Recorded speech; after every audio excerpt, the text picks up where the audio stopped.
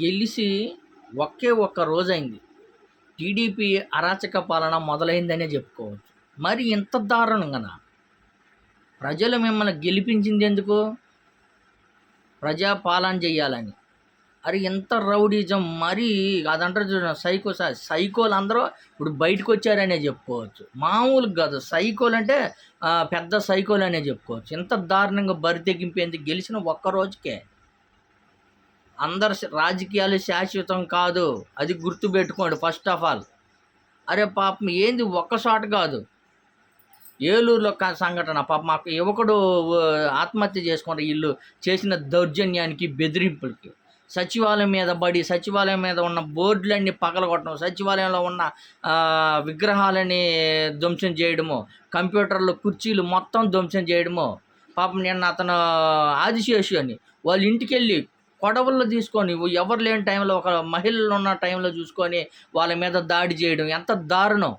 నిండు గర్భిణీ ఆమె, నిండు గర్భిణీ ఉన్న ఇంట్లోకి వెళ్ళి పాపం ఆ మహిళని బెదిరించడం, ఇంట్లో ఉన్న ఫ్రిడ్జ్లు, కూలర్లు మొత్తం డబల్ కట్ మొత్తం ఎరగొట్టడము, బెదిరించడం ఎంత దారుణం! ఎంత బరి తెగించారో చూడండి.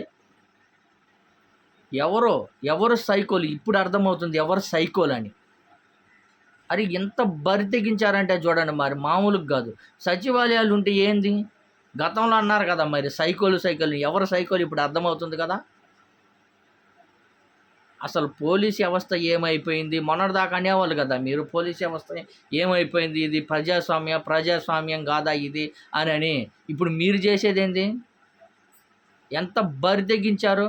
నిన్న అసలు గెలిచిందో గెలవలేదో అప్పుడు డిక్లేర్ అవ్వకముందే ఎన్టీఆర్ యూనివర్సిటీ అని పేరు పెట్టేశారు. డాక్టర్ వైఎస్ఆర్ యూనివర్సిటీ అని గతంలో ఉన్నదాన్ని కాలుతో, వైఎస్ఆర్ అనే అక్షరాలని కాలుతో తన్ని ఇరగొట్టి అంత దారుణంగా కొన్ని సంఘటనలు చూడండి. సచివాలయంలో తర్వాత ఈ రేషన్ బియ్యం ఇచ్చే ఆటోని ఏకంగా అద్దాలన్నీ పగలగొట్టి ధ్వంసం చేసి ఒక ఏలూరులో, తూర్పుగోదావరి జిల్లాలో పాపం ఒక అవ్వ ఏదో మాట్లాడుతుంటేనే అవ్వని చెంపకెట్టి పెట్టిన బీకి ట్రాక్టర్ కిందకి నెట్టేశారు.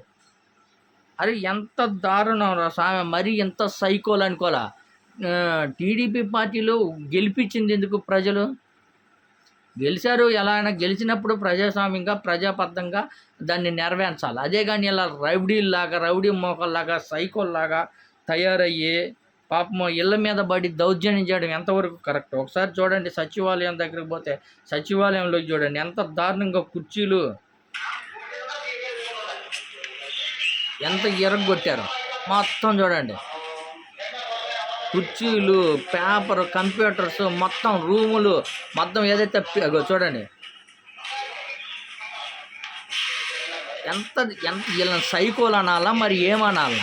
గెలిచిన ఒక్క రోజుకే ఎంత బరి తెగించారా బాబు. పరిపాలన ప్రజల కోసం ఏం చేద్దాం, ఆల్రెడీ టీడీపీ నాయకులే రెచ్చగొడుతున్నారే. ఇగో సచివాలయం మీద ఉన్న బోర్డులను చూడు, జగన్మోహన్ రెడ్డి గారి బొమ్మను చూడండి ఎంత దారుణంగా చేస్తున్నారు. అది చూడండి, జగన్మోహన్ రెడ్డి బొమ్మను చూడండి ఎంత తొక్కుతున్నారు. వీళ్ళని ఏమనాలా? సైకోలను అనాలనా లేకపోతే టీడీపీ గోండాలను అనాలనా? ఏమనాలి? వీళ్ళని అరాచకం సృష్టించడానికే వీళ్ళు గెలిచారంటుందే తప్ప పరిపాలనకు కాదు.